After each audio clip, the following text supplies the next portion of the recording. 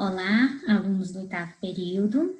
Essa videoaula, ela é sobre o fechamento do problema 2, associado à grande síndrome de dor torácica, tá bom? Então, vamos compartilhar um pouquinho com vocês, lembrando que, que aqui é apenas um indicativo para vocês, tá bom?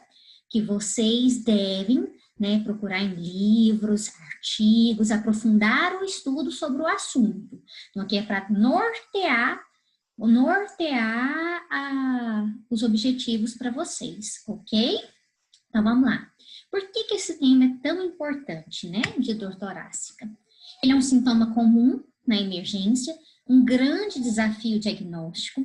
Por quê? Porque tem uma variedade de causas. E dentre essas causas, tem causas potencialmente fatais ou não, sendo que 20% dos casos estão relacionados à síndrome coronariana aguda. Além disso, é uma grande angústia para o paciente essa dor, na região do pré-córdio. E nós vamos ver que aqui, a maioria dos diagnósticos, a importância fundamental da história da doença atual e do exame físico apropriado para pensar na hipótese diagnóstica e assim conduzir corretamente esse caso. Então, dor torácica é toda a experiência, sensorial e emocional desagradável associada a uma lesão real ou potencial na região da caixa torácica, que é esse arcabouço, a caixa torácica é esse arcabouço ósseo-muscular, em que a gente tem o coração, o pulmão, o mediastino, com essa delimitação inferior pelo diafragma, Então, as dores, do ponto de vista fisiopatológico, as dores podem ser classificadas em neuropáticas ou nociceptivas, sendo a dor nociceptiva em somática ou visceral. A mesma coisa com a dor torácica, ela também pode ser dor de origem neuropática, nociceptiva somática ou visceral. Dor neuropática é toda lesão de terminação nervosa periférica ou do sistema nervoso central, geralmente tem uma característica em parestesia, queimação, e se dá em região de perda de sensibilidade ou de redução de sensibilidade. A dor nociceptiva somática ela é decorrente da estimulação de nociceptores no tegumento, quando ela é somática superficial, ou fáscias, músculos, quando ela é uma dor nociceptiva somática profunda. Quanto mais superficial, melhor a localização, melhor a descrição dessa dor. E a dor nociceptiva visceral ela é resultado da estimulação de nociceptores localizados nas vísceras, seja por estímulo de distensão, inflamação ou isquemia. Geralmente é uma dor mais profunda, de localização não tão precisa, e ela pode ser verdadeira ou referida. Igual, por exemplo, a dor no epigastro durante um infarto agudo do miocárdio é uma dor referida, É uma dor referida, por exemplo. E o interessante dessa grande síndrome são as diversas causas, Como foi falado no início. As diversas causas. E a gente pode descrever as causas como as cardíacas, vasculares, pleuropulmonares, da parede torácica, digestivas ou psíquicas. As dores cardíacas englobam a síndrome de insuficiência coronariana, onde estão as principais causas fatais, A pericardite, a estenose aórtica, a miocardiopatia hipertrófica, a dor associada à insuficiência cardíaca congestiva. As vasculares, dissecção de aorta, embolia pulmonar, hipertensão pulmonar, pleuropulmonares, pleurite, pneumonia, câncer de pulmão, infarto pulmonar, pneumotórax, tuberculose, derrame pleural. Parede torácica, osteoartrose de coluna vertebral, a herpes zoster, a costocondrite e a síndrome de Tietze, as fraturas de costela. Causas digestivas, espasmo esofagiano, doença do refluxo gastroesofágico, úlcera péptica, ruptura esofagiana, pancreatite, colecistopatia ou até mesmo a dispepsia funcional. E transtorno psíquico, transtorno do pânico, transtorno de ansiedade generalizada, depressão, transtorno somatiformes e fibromialgia. Então, a importância da nossa HDA, do nosso exame físico, que vão nos guiar a formular essas hipóteses diagnósticas para guiar os exames complementares e a conduta apropriada numa sala de emergência. O mais importante, como nós falamos, a questão da nossa história, lembrando que é dor torácica, então a gente tem que fazer o decálogo da nossa dor, dessa dor localizada no tórax. E com essas características semiológicas, a gente consegue formular melhor nosso raciocínio diagnóstico. E a importância disso por quê? Porque aí a gente vai conseguir classificar a nossa dor torácica. Se ela é definitivamente anginosa, geralmente é aquela dor retroesternal, associada ao esforço, com irradiação típica, né? Cervical, membro superior esquerdo, mandíbula, né? Que alivia com repouso. Ou se ela é provavelmente anginosa. Ela tem característica da angina, sendo a angina a nossa principal hipótese, mas é preciso de exames complementares para confirmar nosso diagnóstico de dor anginosa. Ou se ela é possivelmente anginosa. As características da angina não estão presentes, então não levam como a principal, não estão tão presentes, então não levam como nossa principal hipótese. Só que nós precisamos de exames complementares para excluir a possibilidade de dor anginosa. E é definitivamente não anginosa, onde a síndrome coronariana aguda não é um diagnóstico diferencial, não tem características nenhuma anginosa e geralmente a dor não é de origem cardíaca. E como nós vamos fazer isso? Nós vamos passar um pouquinho sobre o nosso decálogo da dor, para estar lembrando um pouco dessas características, né? Então, a gente tem que saber qual que é a sensação, se ela é de peso, de opressão, de desconforto, qual é a real localização dessa dor, né? Um pré-córdio suspeita, assim, muito, né, de isquemia do miocárdio, até uma angústia para o paciente. Qual é a irradiação? A irradiação típica é cervical, membro superior esquerdo, né? Qual que é a qualidade dessa dor? É em queimação? É em facada, que lembra muito a AM, secção de aorta? Qual que é a irradiação, né? Geralmente a irradiação para membro superior esquerdo lembra muito isquemia, mas também pode ser cérvico-braquialgias, né? A dor torácica bilateral simétrica, muito associada à tosse, lembra muito virose do trato respiratório. Quando unilateral lembra muito pleurite ou pneumonia, né? De localização. Qual a intensidade dessa dor? Né? Muitas vezes a intensidade nem sempre guarda relação com a gravidade, lembrando que muitas vezes diabéticos e idosos podem ter sintomas bem atípicos, né? Muitas vezes passar desapercebidos. Qual a duração dessa dor? Geralmente a angina estável é uma dor anginosa que dura de 3 a 4 minutos e melhora com repouso, enquanto a angina instável já dura mais de 20 minutos. E quando essa dor dura mais de 20 minutos, associada muitas vezes com náusea, vômito, sudorese, pensar muito já na hipótese de um infarto agudo do miocárdio, né? Quais são os fatores atenuantes? É repouso, lembra muito angina. Uso de vasodilatadores coronarianos também, né? Qual que é a posição que melhora, né? Geralmente inclinar para frente com alívio, com travesseiro, com compressão na pericardite. A eructação, eliminação de gases, lembra muito gastrointestinal, ansiedade, né? Quais são os fatores desencadeantes? Lembrando que a angina ela é muito desencadeante pelo trabalho cardíaco, né? Exercício, emoção, estresse. O IAM já é uma dor anginosa que ocorre em repouso, né? De origem não cardíaca, né? Se ela piora com a tosse, com a inspiração profunda, às vezes pleurite, pericardite, piora com alguns alimentos na gastropatia, após deitar ou durante a deglutição, refluxo, a esofagite, né? Quais são os outros sintomas associados? Febre, tosse, dispneia aguda, dor torácica, sintomas dispépticos, ansiedade.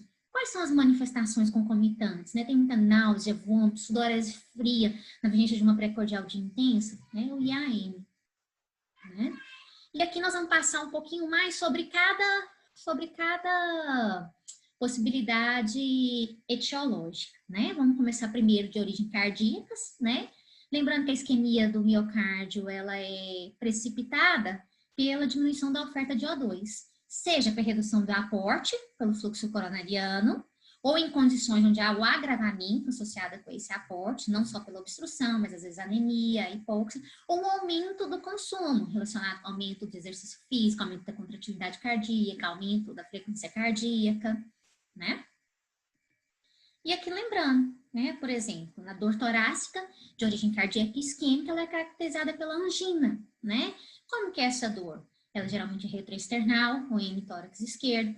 A irradiação, né, relaciona-se muito com a intensidade, pode ir para mandíbula, cervical, membros superiores, ombro, escápula, região epigástrica. Pode ter caráter em constricção, aperto, queimação, peso, opressão, sufocação. É o sinal de Levine, né? Onde aquele paciente vai te mostrar a dor, levando mesmo a mão fechada, cerrada na região da retroesternal. A intensidade, se ela for leve, o paciente muitas vezes nem se fixa nela, mas se for moderada, ela é incômoda e agrava com os esforços. Se for intensa, geralmente o paciente está inquieto, e geralmente acompanha de sudorese, palidez, angústia, sensação de morte iminente, né? Muitas vezes tem relação com funções orgânicas, né? Principalmente associada ao esforço cardíaco, né? De geração a duração, geralmente a angina instável dura de 2 a 3 minutos, porque ela é uma hipóxia tecidual. A angina estável, ela pode durar até 20 minutos, onde a gente já vai ter alterações histológicas, né? E vão lembrar muito alterações eletrocardiográficas. Já no IAM, nós vamos ter mais de 20 minutos de dor, associada muito com sintomas autonômicos, náusea, vômito, sudorese, e nós vamos ter alterações necróticas, por isso nós vamos ter enzimas cardíacas positivas nesses pacientes, né? Como que essa dor se evolui? Quais foram os fatores desencadeantes e agravantes, né? Como o esforço físico, o trabalho cardíaco, o repouso, né, ocorrendo no repouso, a gente tem que lembrar do IAM, da angina instável. Quais são os fatores atenuantes, né? O repouso melhorou, angina instável, melhorou com vasodilatador? Quais são as manifestações concomitantes? Lembrando, né, do quadro, da intensa precordialgia, a duração prolongada associada com náusea, vômito, sudorese fria, lembra muito o IAM. E como fazer o diagnóstico, né? As alterações eletrocardiográficas, né, onde a gente pode ter alterações com supra de ST, caracterizando a síndrome coronária aguda com supra de ST, ou a síndrome coronariana aguda sem supra de ST. E as enzimas cardíacas, né? Onde, se a gente tiver enzimas positivas, nós estamos diante de um infarto agudo do miocárdio. Lembrando da mioglobina, que é a primeira a elevar, mas ela não é tão específica. Depois vem a CKMB e a importância da CKMB, que ela reduz mais rápido, então a importância dela no reinfarto, né, um próximo do outro. E as troponinas, muito associada à questão de ser mais específico, só que ela dura mais tempo, então a importância dela no reinfarto já diminui, mas no primeiro episódio ela é muito importante pela sua especificidade, né? Depois deem uma aprofundada nesse assunto também.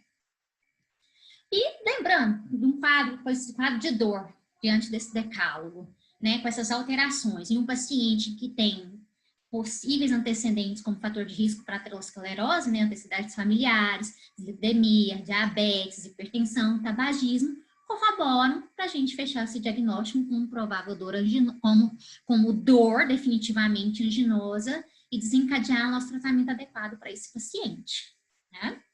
Outra dor torácica associada mesmo de origem cardíaca, nós temos a pericardite, né?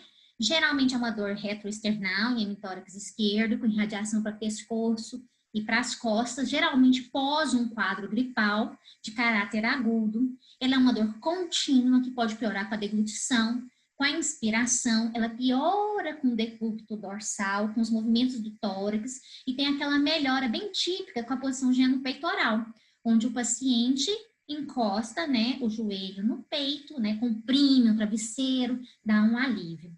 Exame físico, a gente pode detectar o atrito pericárdico nesse paciente. E como que a gente refaz o diagnóstico? No eletro pode vir até uma alteração com supra DST, que é o que a gente chama de supra feliz, e no ecocardiograma, né, a gente pode visualizar ali o derrame pericárdico diante desse quadro também.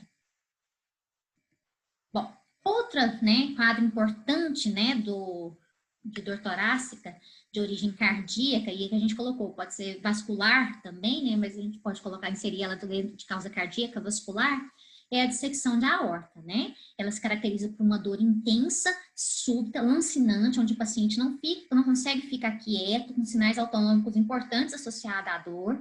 Ela pode irradiar para o pescoço, para a região intercapilar, para o ombro, seguir até mesmo o percurso da aorta. E esse paciente, geralmente no exame físico, vai apresentar assimetria de pulsos e pressão arterial. E pode ter outras clínicas, de acordo com o que vai ocorrer nessa dissecção dessa aorta, né? De ICC, onde há uma insuficiência, ou pode ocorrer, né, a questão associada à insuficiência aórtica, o choque com tamponamento pericárdico, a dor abdominal associada com a isquemia mesentérica e a oclusão arterial aguda, né? Então, tanto de membros, AVC, medular com paraplegia, renal, ou até mesmo infarto agudo do miocárdio. Lembrando que os pacientes de risco para dissecção de aorta geralmente são hipertensos, associado com a idade, quanto mais velho, sexo masculino, e pacientes geralmente com doenças do tecido conectivo, como Ehlers-Danlos, Marfan, né? Como fazemos esse diagnóstico, né? Pode ser por paciente instável, que não consegue sair da sala, vai para o ecocardiograma transesofágico.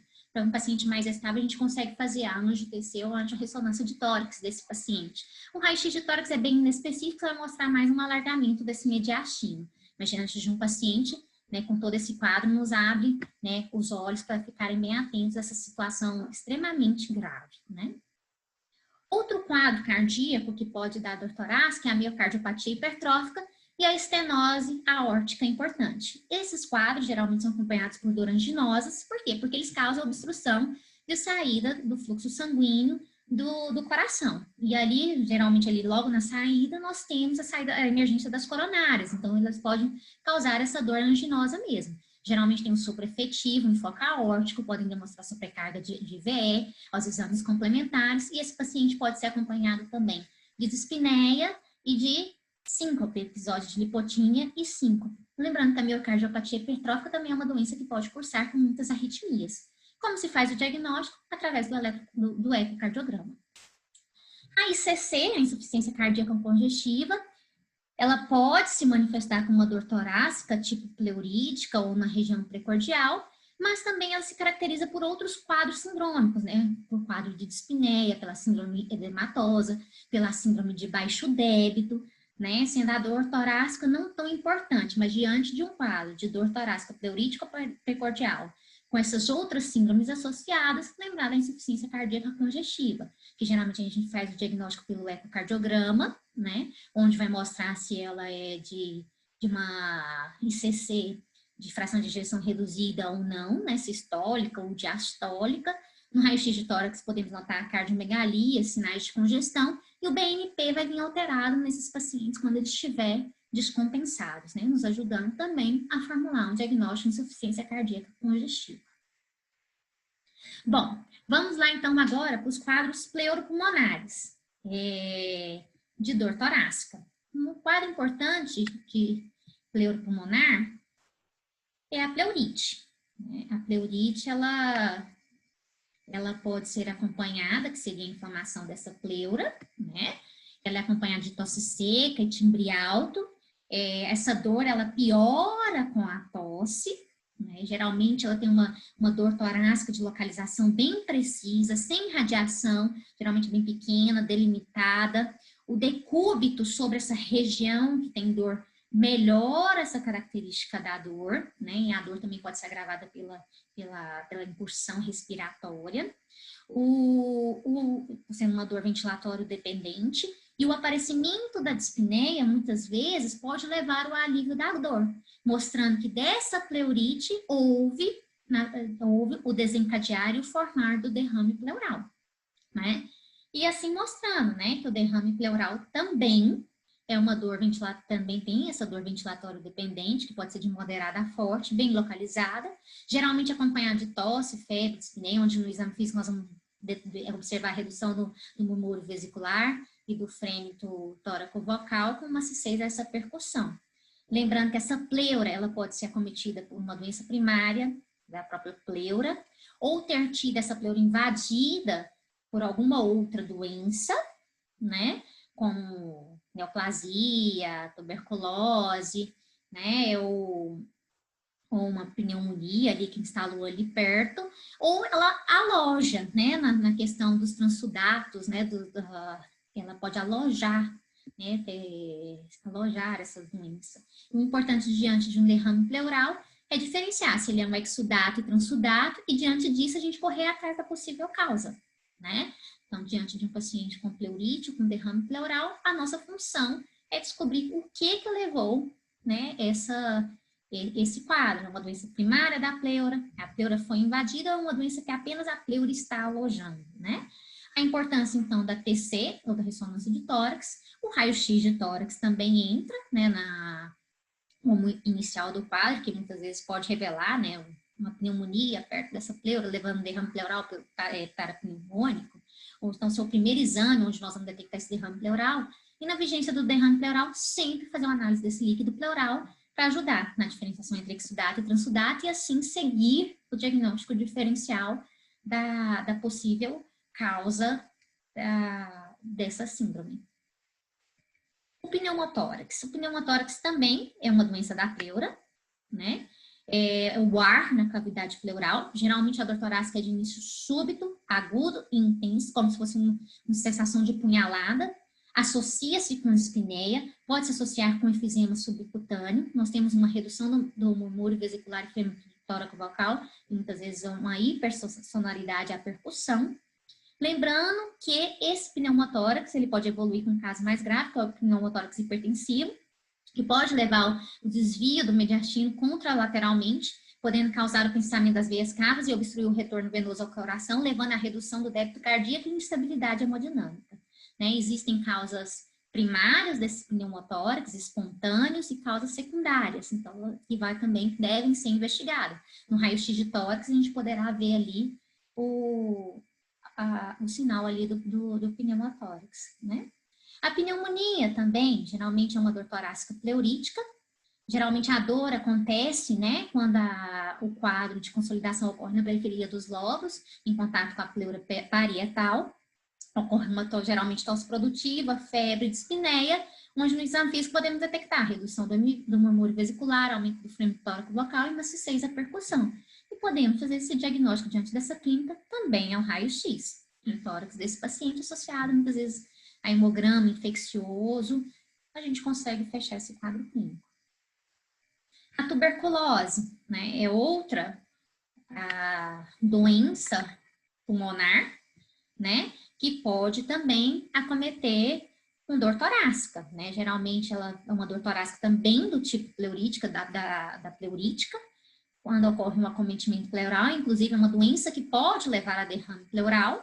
Geralmente a clínica do paciente é um paciente com tosse produtiva, febre vespertina, hemoptíase, dispneia decorre de acordo com a extensão do parênquima acometido, pode estar vindo com uma perda ponderal, sudorese noturna e redução desse apetite desse paciente.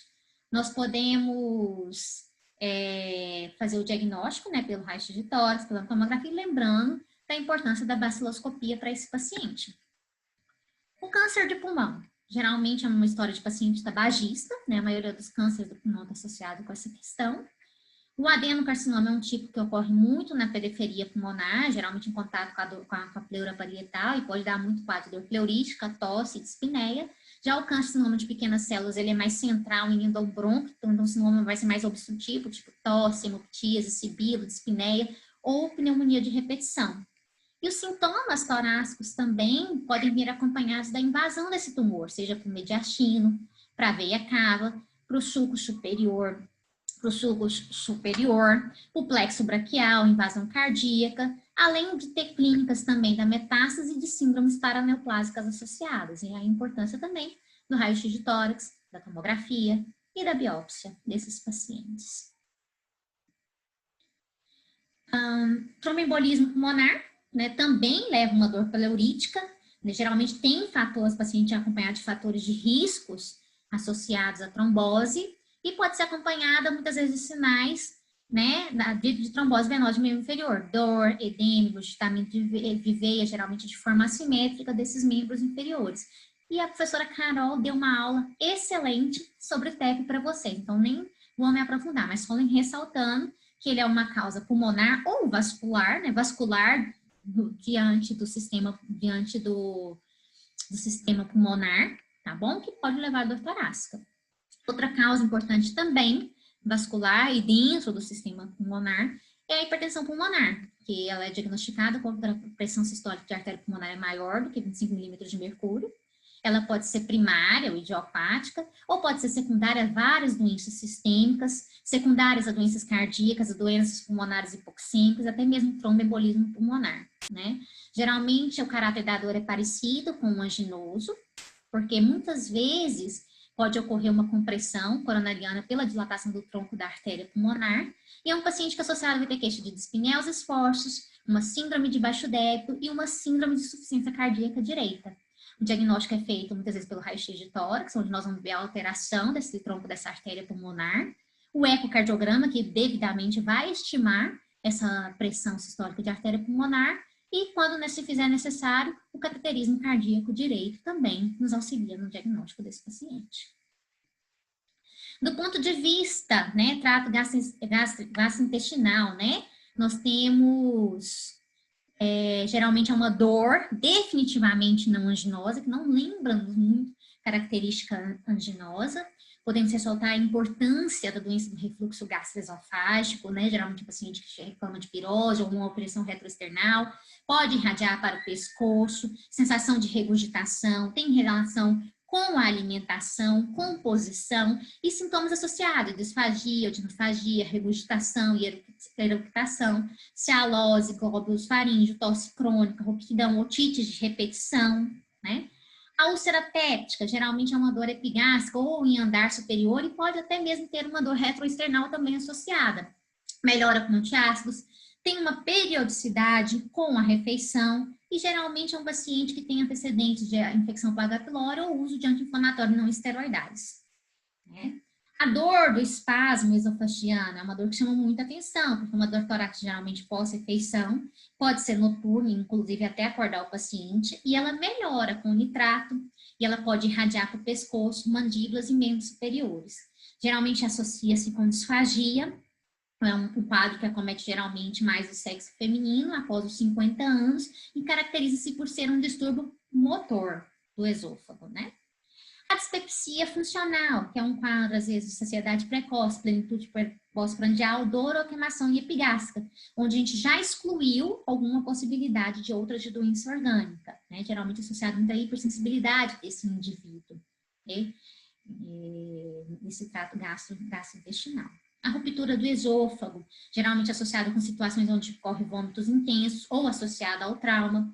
Geralmente é uma dor excrucinante, retroesternal, podendo ter um componente pleurítico à esquerda também. As pancreatopatias e colecistopatias, geralmente são dores abdominais, região de epigastro ou hipocôndrio, muitas vezes associada a náusea, vômito e icterícia, podendo ocorrer mesmo derrames pleurais e peritoneais. Nesse contexto de trato gastrointestinal, segue a importância da investigação dos ultrassons, tomografias de abdômen, a endoscopia digestiva alta, pH-metria, manometria, o raio-x de tórax, né? E o raio-x contrastado de esôfago, estômago e duodeno. Bom, do ponto de vista osteomuscular, né? Do ponto de vista osteomuscular, a dor torácica do ponto de vista osteomuscular, ela se caracteriza muito por ser uma dor pleurítica, muitas vezes característica pleurítica, né? Ela piora com os movimentos respiratórios. Só que a palpação pode desencadear essa dor, né? E geralmente tem uma história que acompanha esse paciente de atividade repetitiva não habitual, de membros superiores ou troncos. Geralmente tem duração de horas até dias e uma localização bem específica. Um desses quadros, por exemplo, é a osteoartrose de coluna vertebral, principalmente cervical e torácica. Tem um padrão bem mecânico, desencadeada pelo uso da articulação e melhora com repouso. O caráter e a intensidade da dor varia de acordo com a fase da doença, sendo mais episódico no início do quadro, podendo agravar com o evoluir da lesão, tornando-se mais intensa, contínua e até mesmo acordar o paciente durante a noite. Geralmente acompanhada de rigidez matinal de curta duração, pode ocorrer uma limitação dos movimentos, e os osteófitos associados à osteoartrose podem ainda comprimir ou estreitar os forames de raízes nervosas, levando também associado um quadro de dor neuropática, com dor, fraqueza e parestesia.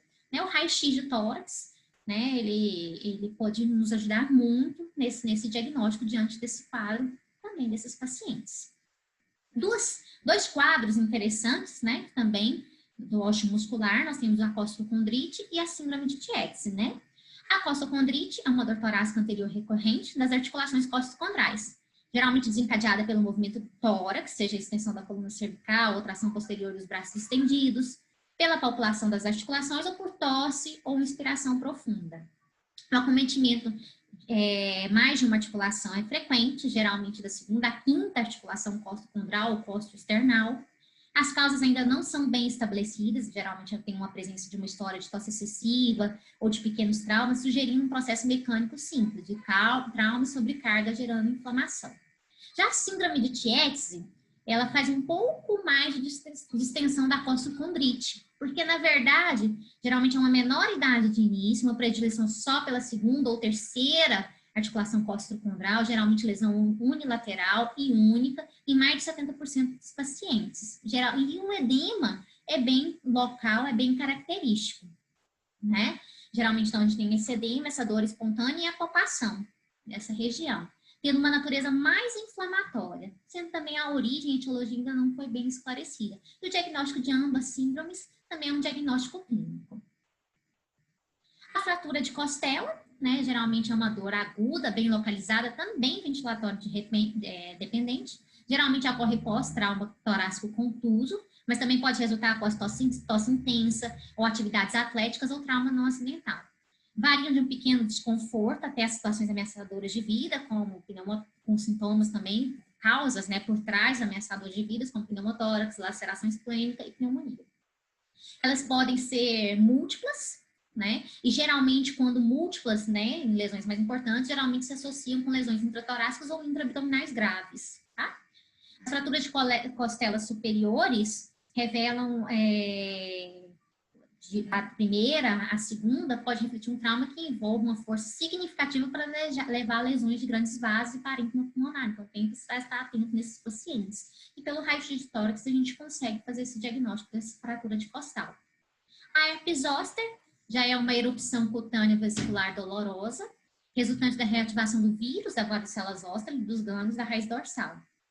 Geralmente é um quadro já mais de dor neuropática, né, queimação leve a moderada naquela região da pele de um determinado dermato, geralmente acompanhada de febre, calafrio, cefaleia e mal-estar, e que pode evoluir com eritema cutâneo, eritematoso maculopapular e até no final a formação de crosta.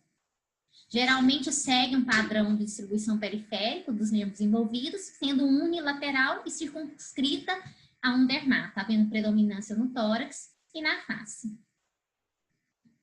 Lembrando também que existem as dores psíquicas, as dores psicogênicas, né? A fibromialgia, ela muitas vezes se insere num quadro osteomuscular ou dor psíquica. Ela é uma dor difusa, geralmente acima e abaixo do quadril, envolvendo os ambos lados do corpo, com duração de pelo menos 3 meses. Geralmente se caracteriza por 11 pontos sensíveis dos 18, que geralmente são pesquisados, e associada à tendência de hipersensibilidade à digitopressão. Pode ser agravada pelo esforço, atividade física, ou também pode ser de origem pior espontânea ou até mesmo agravada pelo estresse específico. Acompanhada a isso, o paciente tem sensação de fadiga para atividades habituais, alterações de sono, sono não reparador e sintomas de depressão, ansiedade, cefaleia e parestesias que podem estar associados. E nos outros quadros, né, de depressão, ansiedade, transtorno somatiforme, geralmente, né, então, ocorrem em indivíduos ansiosos e deprimidos, geralmente são dores torácicas surdas, geralmente o paciente refere que é bem no coração, desencadeada às vezes por emoções, que podem durar de horas a dias, acompanhada muitas vezes de palpitação, espinéias suspirosas, dormência, astenia, então leva muita gente a pensar. E são dores onde o indivíduo tenta, né, mostrar pra gente, enfatizar a importância do coração, a preocupação dele, e só que esse paciente não tem uma historinha típica, né, que faça a gente pensar em causas orgânicas, né, e nem alterações detectadas nos exames complementares na sala de emergência. Bom, agradeço vocês pela atenção, lembrando que essa aqui é apenas um direcionar, né, para vocês, que vocês possam aprofundar no tema, principalmente na questão do quadro clínico, dos exames, né, como fechar o diagnóstico nesses quadros. Tá bom? Muito obrigada e estamos à disposição.